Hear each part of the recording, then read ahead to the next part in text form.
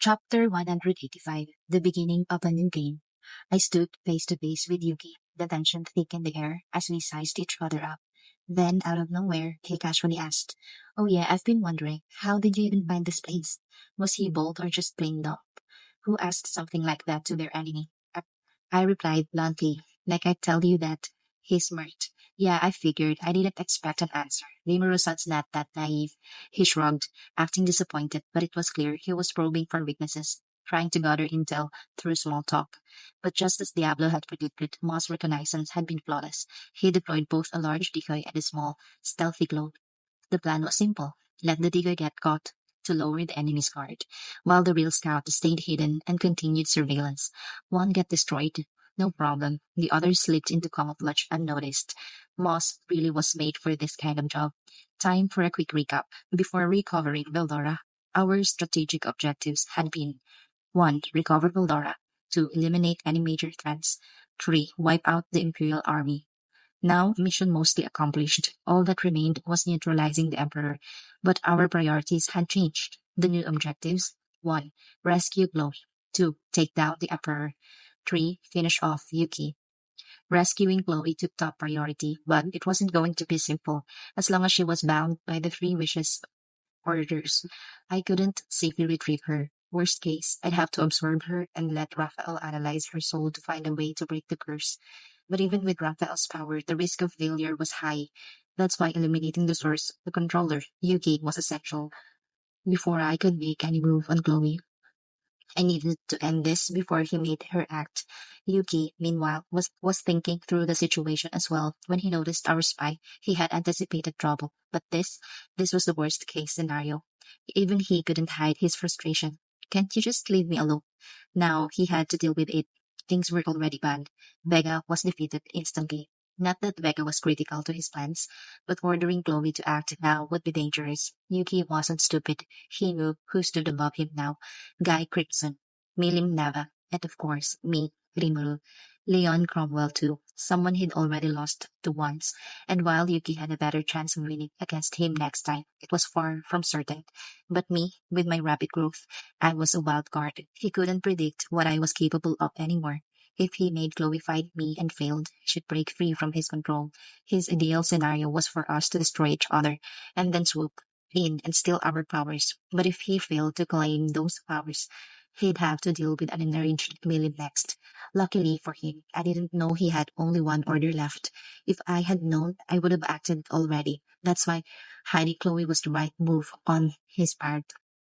I had to assume he could still command her, which kept me from acting recklessly. Yuki clung to that uncertainty, hoping to survive this ordeal.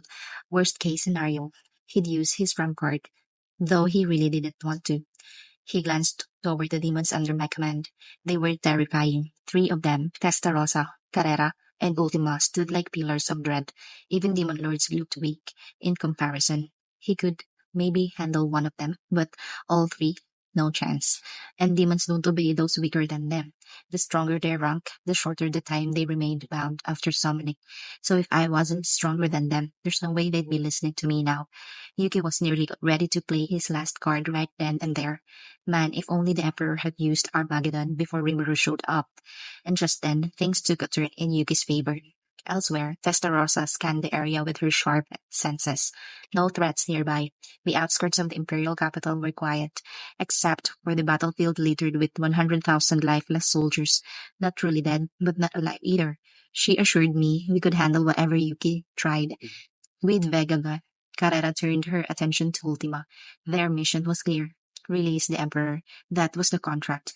Ultima had been assigned the task, and Carrera accepted it. Her role was to eliminate Vega, who had interrupted her fight with Kondo. Now, only two remained, Yuki and the Emperor. Yuki didn't look dangerous, but he gave off an ominous feeling, not of danger, but of ease. Carrera's instincts screamed at her. He was a real threat, even if she wanted to dismiss it as a paranoia. She couldn't. Maybe it was something she picked up from Kondo's meticulous style. Of all of us, Carrera was the most alert around Yuki. Meanwhile, Ultima faced the Emperor. He looked sickly, white hair, pale skin, but his eyes still shone with stubborn will. He murmured in confusion, disbelief in his voice, "Kondo, Damrada, Both dead? What about Valgrind? Why am I even? His heart was clearly shaken. Ultima didn't care, but once he calmed down, she addressed him. That Damrata guy asked me to kill you. He died peacefully after that. Same with Kondo. He died fighting my partner Carrera over there. They were your men, right? You should be happy. You'll be joining them soon. She said it nonchalantly, trying to give some closure in her own twisted way. Her words had a powerful effect. I see, they died with pride. Then I too must not fall in disgrace. As the ruler of this world, I shall persevere. I will make Justice King Michael obey me. Suddenly, the Emperor's spirit ignited. He tapped into the full power of Justice King, casting aside restraint. He would go berserk. He would meet the expectations of those who died for him. He would unleash Armageddon. What he didn't realize was that these thoughts weren't his own. Yuki's thought manipulation, a skill called worm, had already taken root in his mind. Will, subtly shaping his will. The Emperor's weakened heart and damaged mind made him vulnerable to ultimate skills. He had relied too much on the castle guard barrier, never training his mental defenses. With no loyal followers nearby, the barrier failed. What began as a small nudge from Yuki had completely taken over the Emperor's will. And then it happened. Armageddon was unleashed. Ultima sensed danger. Not happening. Bloody bite, she shouted, trying to pierce his heart. But she was too late. Yield to my power. Armageddon activated. The Emperor cried. A flood of holy energy surged from him as the gates of heaven opened. Her attack was nullified a split second before impact. The skies above the imperial capital glowed with sacred light. The angel army, the bane of all demons, began to descend. Yuki had made his move, and it worked better than had expected. The worm had done its job too well. More likely, it wasn't just the skill. The broken emperor simply couldn't resist the temptation of Justice King Michael. Their goals aligned perfectly, and now the plan was in motion. Yuki's target, the ultimate skill, Justice King Michael, because Rudra hadn't earned it, but borrowed it. Yuki believed he could steal it, but only at the perfect moment, when the user was at their weakest. That moment was now. Ahahaha. Sorry, Rimuru-san. Looks like I'll be winning this one. Yuki laughed. He activated his own ultimate skill, Bleed King Mammon, and rushed toward the Emperor. Still skill. It was the only shot he had. If he could take control of the angel army, he could turn the entire situation around. But then, naive, I said it flatly. Before Yuki could react, something struck him like a thunderbolt. Crack! A blow to his cheek sent him flying. Kufufufufu. Your actions were fully anticipated. Diablo had appeared, his presence completely erased until now. His attack shattered Yuki's defenses and nearly tore through his soul. Even then, it was clear that attack wasn't at full power. After all, it had been just a bare-handed strike, no weapon involved. Kuf! Damn it, another one. At that point, Yuki's composure had completely shattered. He suddenly broke into laughter, changing his expression completely. Ku, ha ha ha ha. Give me a break. Seriously, I need one. So, you were my worst enemy after all. Fucking bravo, Rimuru-san. I really wanted to be the one to end the world with my own hands, but now? No way. I can't even picture myself beating you, and not just you. Look at that demon over there. Your power's just insane. That chill I got the first time we met. Spot on. I should have ended you back then. Did I lose my damn mind somewhere along the way? Heh. Well, doesn't matter now. No, in fact, if you're the one who stops me, that's fate. The will of the world, matey. I guess. Fate will decide the rest. Goodbye, Rimuru-san. I kinda liked you, you know. Honestly, we could have been friends. He started spouting nonsense, a complete breakdown. Did he crack from the heat? I was wondering that when, Move, Diablo! I shouted, my danger sense flaring at full tilt. In that instant, Yuki struck, moving faster than I could drop. Diablo reacted just in time, barely catching the movement. He faced Yuki's serpentine weapon, the snake sword, but it wasn't enough. Diablo's face lost its calm as a slash grazed his abdomen. To think you injured me. Looks like I underestimated you. No need for flattery. You dodged it, didn't you? That's worth praise. But, but that wasn't the goal. Yuki wasn't aiming to injure. He just needed Diablo, the wall between him and the Emperor, out of the way. Carrara fired her gun immediately, but the snake sword whipped like a living thing, deflecting all the bullets. Yuki overlapped ultimate skill effects, repelling them. Restarosa's magic was nullified. Ultima's launched dodge. Ultima's lunge dodged, and then, a strike faster and sharper than Damrata's, Yuki disrupted her center of balance and drove a palm into her chest. She froze instantly. That one moment was all he needed. Effortlessly bypassing the demons who tried to react, Yuki reached the Emperor. Come, Justice King Michael. His hand touched Rudra. Then everything went white. Ordinarily, stealing an ultimate skill is impossible. It's not just power, it's something engraved in the soul's core, born of the self, fused into the nucleic heart. But Justice King Michael was different. It wasn't etched into Rudra's heart, merely housed within his soul, bound by sheer willpower. And now, after using Armageddon, Rudra's spirit energy was drained. With the plundering power of Yuki's ultimate skill, Great King Mammon, the skill was torn free. The Emperor's mouth opened in a silent scream. The extraction, tearing a skill from the soul, was beyond agony. Already broken, Rudra's mind collapsed. Expressionless, Yuki muttered, "With this, I've summoned the angel army without using any of my own spirit power. A few bumps along the way, but in the end, all according to Keikaku. Keikaku means plan. All according to plan," commanded the angels as if it had always been his power. "Incarnate," he said, as if he had always been their master. He flawlessly controlled Justice King Michael. The angels obeyed, but the 100,000 prepared vessels weren't enough for a force 1 million strong. To make up for it, they began using civilians. The innocent citizens of the capital were offered as vessels. I got the report from Moss, stationed in the capital, and my blood boiled. "Yuki, you bastard, stop the angels right now. Don't drag innocent people into this." Yuki only glanced at me, face devoid of emotion. Gone was the smirking. Yuki, who mocked his enemies. In his place, something cold, empty, mechanical, almost like Raphael or the voice of the world. "Goodbye, Rimuru-san," his words echoed again. I understood now. Yuki had merely been the vessel. There was something else inside him, a second personality. But unlike Raphael, this one was crude, devoid of empathy, cold. Looking back, Yuki's actions had always been full of contradiction. Even when he claimed to want to end the world, he hesitated, because deep inside he still had doubt. He still questioned himself, and his final words, "Those were real. You idiot, you should have just said something." Right up to the end, he hesitated, but then he made his choice. He pulled the trigger. He released Angra Mainyu. The destructive spirit sailed within him. This being, unlike Yuki, wouldn't hesitate. Now, Yuki had become something else entirely, a global menace. Then, facing the angels mid-possession, he ordered, "Feast on the seraphim and rise again." Kagari, Vega. Two bodies responded, Kagari's corpse and Vega, whose skull had been shattered. Carrera's resentment fire, which had trapped Vega's soul, was wiped away by Yuki's eraser shot. Normally, that should have destroyed the soul, but Vega's soul wasn't normal. Yuki had built him that way. Vega was a battle creature inspired by me, a weapon made in imitation. His skill, plunder, could steal powers equal in level, while mine, Predate, often yielded weaker versions. But Predate had an edge, integration. It could merge and refine powers, leading to true ultimate skills. That concept birthed Vega. He could even house substitute souls. His body regenerated. Carrera's cursed bullet hadn't worked. As for Kagari, or rather, Kazariam, the ex-demon lord, she had endured even as a soul, patiently awaiting this moment. She never once doubted Yuki.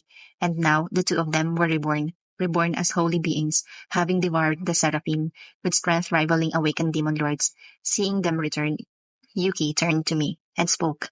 "Let's play a game. If you stop me, you win. If not, you lose. The prize? This world. We start in 1 month. No need to reply. The countdown's already begun. This is the final wish of my creator, Yuki Kagurazaka."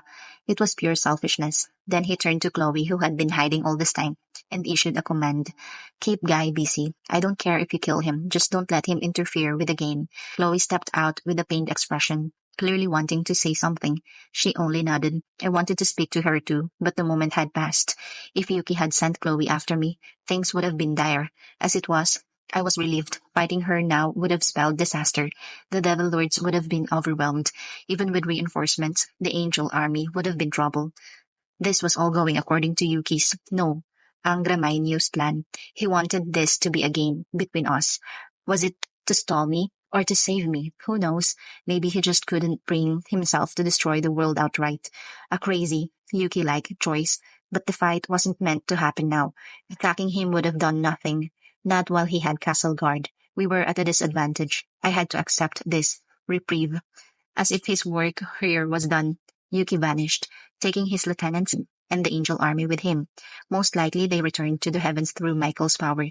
Whether one could ascend with incarnated angels, well, they did. So be it. 1 month remained before the game began. Yuki needed time to master Angra Mainyu's powers and let the angels stabilize in their bodies. I needed time too, to integrate my new skills and prepare my forces. That time was precious. I had to alert Ruminas, Leon, and Guy. Another Walpurgis might be necessary. This outcome, in a way, was a win. A narrow one. I didn't want to think I'd made a mistake, but that could have been pride talking. Still, we'd survived the worst case scenario. My precautions, like limiting this battle to those with ultimate skills, had paid off. I'd suspected Yuki. I feared he'd steal my subordinates' powers. That caution had proven wise. What I didn't expect was for the Emperor to truly break, to actually use Armageddon. Even that I thought we could handle, but Yuki, his true power had surpassed all expectation. The second personality within him, that was the real threat. In the end, we held the line. Rudra's funeral was held. A third of the population had perished in the angel possession, an unspeakable genocide.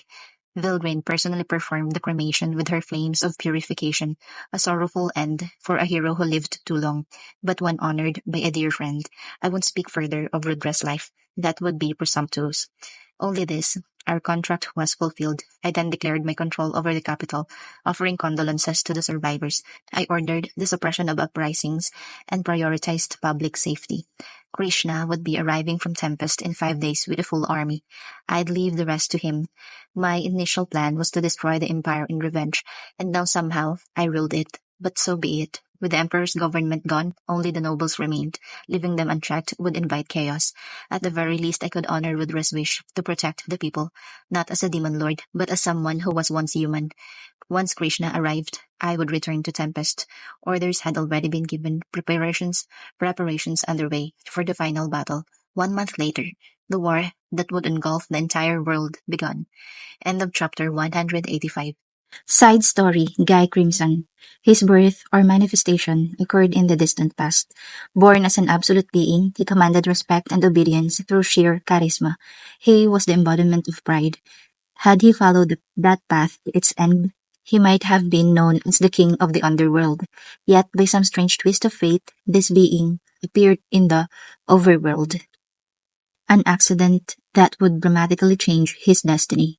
Upon arrival, he immediately assessed his surroundings. He understood right away. He had been summoned. The summoner, a boastful magician, prattled arrogantly, asking him to obliterate an enemy nation at war with their own. Such a task was trivial. Without hesitation, Guy unleashed a wide area annihilation spell. Death streak. In an instant, he erased millions. Cities turned into graves.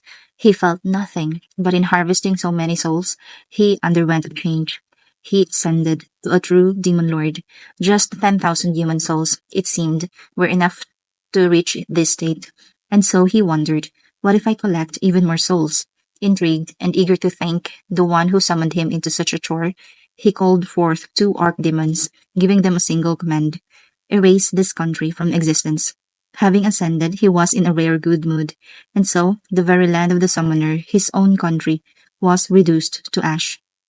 Guy destroyed them all without malice or hesitation. The archdemons he summoned were honored with physical forms. Thus, a once great nation, possessing ancient super technology, yet internally fractured, was utterly annihilated. That was thousands of years ago. Though it had started as mere curiosity and payback, he continued collecting souls, but no further evolution came. He had reached his limit, so began a period of boredom, but Guy didn't mind. He wandered, exploring and enjoying the world as it was. Compared to the endless fighting and soul refinement of the underworld, the overworld was dazzling. He brawled with massive demon beasts, obliterated self-proclaimed monster kings. To the humans, he was seen as both god and devil. Then he appeared, the creator of the world, the ultimate existence, stellar Dragon King Veldanava. Guy, proud and certain of his own strength, immediately challenged him, and was utterly defeated, thrown down like a rag doll. No resistance, no contest. His pride, unshakable until now, was completely shattered. And me, I'm satisfied, Guy had said. I understand now. There will always be someone stronger. I am but one small piece of this world's grand design. Veldanava smiled. Little one, I love all that came from me. This world, though once monotonous, is slowly progressing. Beings like you are proof. But if this keeps up, the world may be destroyed within a few thousand years. Will you help me become an arbitrator?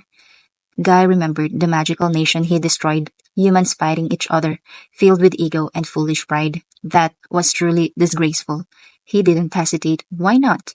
What would you have me do? Be yourself, Veldanava said. Sit upon the throne of Demon Lord. Let your power instill fear, so that mankind never grows too proud. Pride. The role fit him perfectly. It was clear that Valdanava's request aligned with the unique skill Guy already possessed. Pride. Very well, Guy replied. I shall take the Demon Lord's throne. Should man grow too arrogant, I shall be the one to judge them. Thus, by diving deeper into his broken pride, Guy evolved and attained the ultimate skill, Pride King Lucifer. In that moment, a demon lord with the power to rival a god was born. I'll leave it to you. Valdanava chuckled. This was the beginning of their friendship. Guy kept his promise. He lived as a demon lord, though it didn't involve much daily work. He commanded his underlings to gather intelligence and provide reports. Beside him stood the white dragon, a stunning being with sapphire blue eyes, apparently misunderstanding something. I refuse to accept you, even if my brother does. She challenged Guy, burning with pride and jealousy. He'd been bored anyway, so he fought her seriously. Their battle lasted 3 days and 3 nights, freezing the entire region into a silver wasteland. While Guy shrugged it off, it was a disaster for everyone else. That white dragon was Velzard, Veldanava's younger sister, likely trying to test Guy, envious of her brother's approval. In the end, she found him interesting and began following him. Thus began their partnership. Guy relocated his base to the northern continent to contain Velsard's chilling aura. At the time, she had just learned to take human form, but leaked even more energy in that state. Though the region became a barren land of permafrost, Guy had no regrets. To ease his burden, he began monitoring areas with rapid progress in civilization. Compared to that ancient technological empire, modern societies were primitive. But magic and knowledge had begun to resurface. Watching humanity grow was amusing. Villages turned into kingdoms, conflicts sparked. Occasionally, he destroyed countries as a warning. Humanity, fearful of his wrath, gradually learned cooperation. That's good, he thought. As long as they don't enemy me, I won't destroy them. Thus Guy remained content with his role as arbitrator. Centuries passed, then one day, a strange party arrived, crossing the forbidden frozen lands to challenge him. Yours truly is Rudra, Nazca, hero of mankind, bearer of its hopes. Demon Lord, face your end. Also hand over your treasure. Nisama, you sound more like the Demon Lord than him. This is bad. He's lost to greed. He's definitely gonna get wrecked. A bizarre trio. Hero? Guy mused. The term intrigued him. Fufun, because yours truly is the strongest. I won't need help. Come, Demon Lord, one-on-one. The handsome youth in shining magical armor charged at him. Guy considered whether to dodge, parry, or counter. Then, Nisama, at least you support magic. Holy Blade. The silver-haired girl cast her spell, imbuing Rudra's sword with blinding light. It pierced all defenses. Damn, that light can cut through any barrier. Rudra had been hiding his true strength. Guy, forced to draw his demon sword, Tenma, parried the blow at the last second. For the first time, someone matched him, even while using clairvoyance. You're good, Guy admitted. You're the first to make me draw my sword. Ha, to think you'd parry me. This will be fun. But before I end you, tell me your name. Guy, those who face me scream, yeah, so I took the name Guy. Simple, right?